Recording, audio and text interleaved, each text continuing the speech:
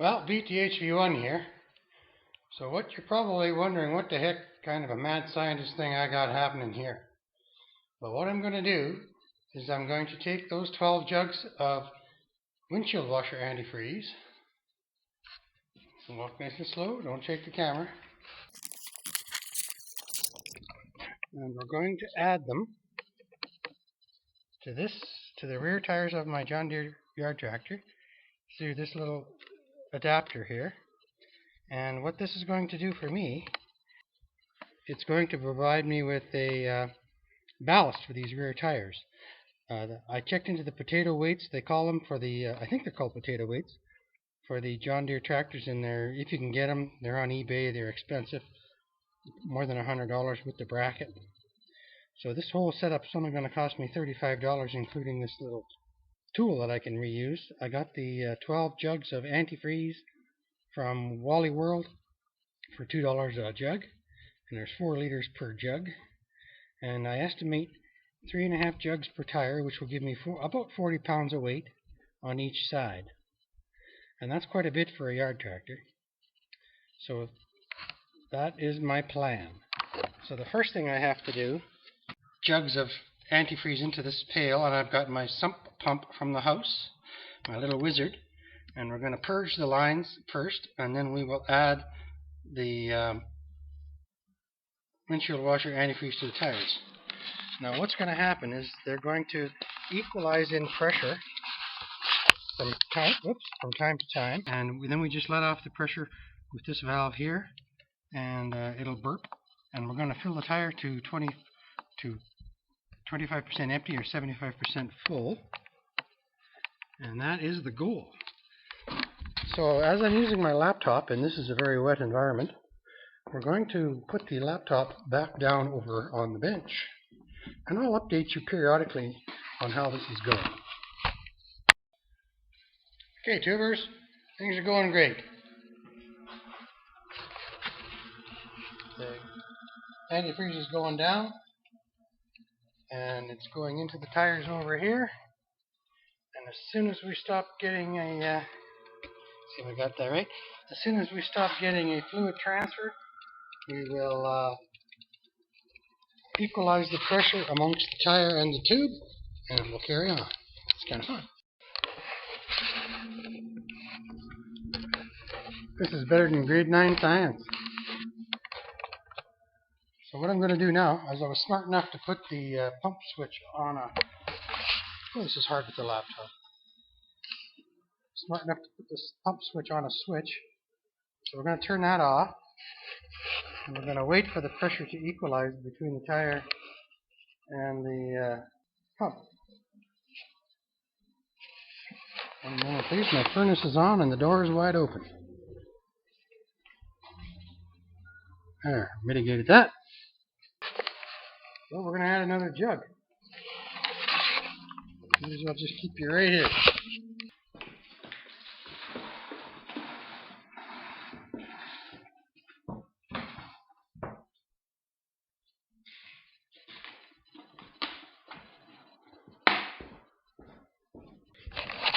Show you something interesting.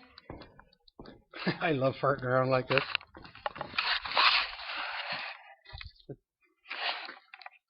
The tractor was level when we started,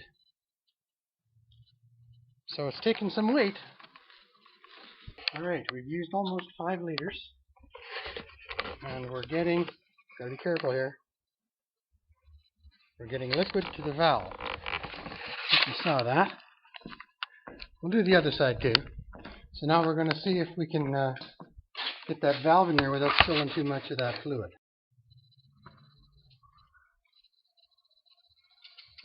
Okay, so what's happening is I have the tire filled to the top of the valve stem now. I'm just going to add a little bit of air, and we're going to go back to 10 pounds on these.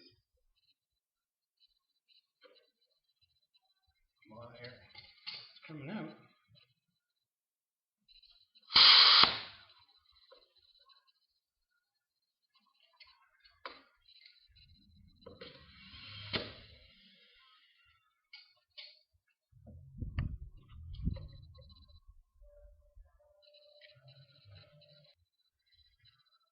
Now we're going to actually see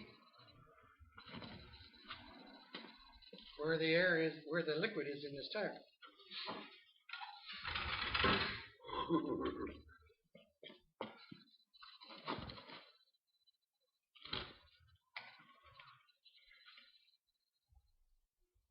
So we're at top dead center. Can you see me? Yes, we're at top dead center.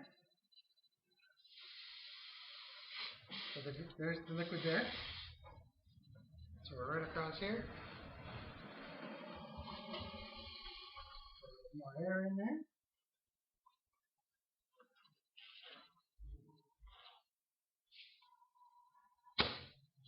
Checking with my electronic tire gauge.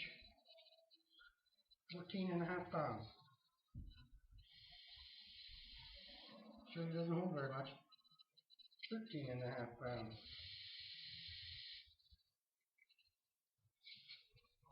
12 pounds.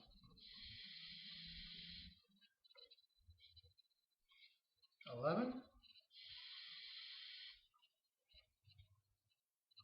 9.5. Can't seem to get that happy medium.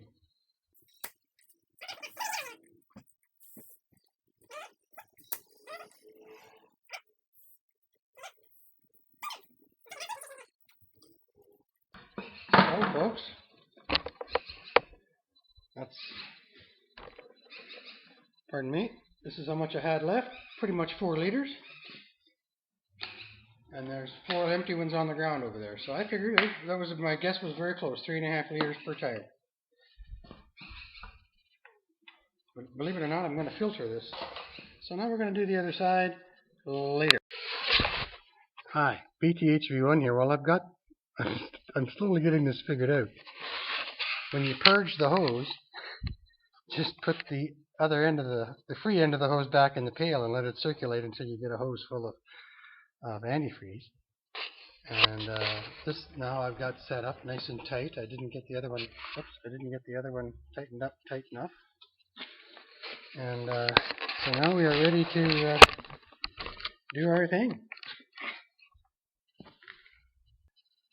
It's quite interesting how fast it goes down.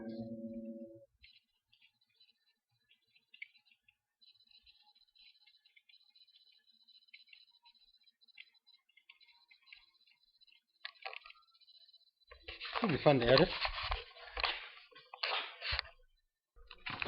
Alright, tubers. There we have, where are we? 7 jugs empty. And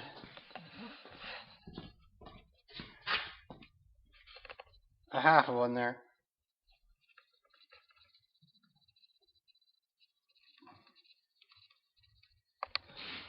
And now I have liquid in my tractor. Rear wheels. Set at 10 pounds per tire. So I'm going to leave it at that. And we'll maybe do the fronts if I have trouble steering. BTHV1 over and out. Hi, tubers. Oop, got some dirt on my forehead. Well, that was a dirty job, but I really had fun. I'd like to thank Bill ST Max for this little successful run that I had, because I watched him do it, and it was very similar. I thought it was all in the little bleed valve on the valve that goes onto the tire, but actually once you just turn off the pump, it burps back through the air in the tire burps back through the pump until it equalizes pressure, and then you just turn the pump on again. And you have to just keep going back and forth like that, not too many times, because there's still a head of air in the tire. And once you get that liquid at 11 and 10 o'clock, or in that zone of the valve stem to air, that's about it.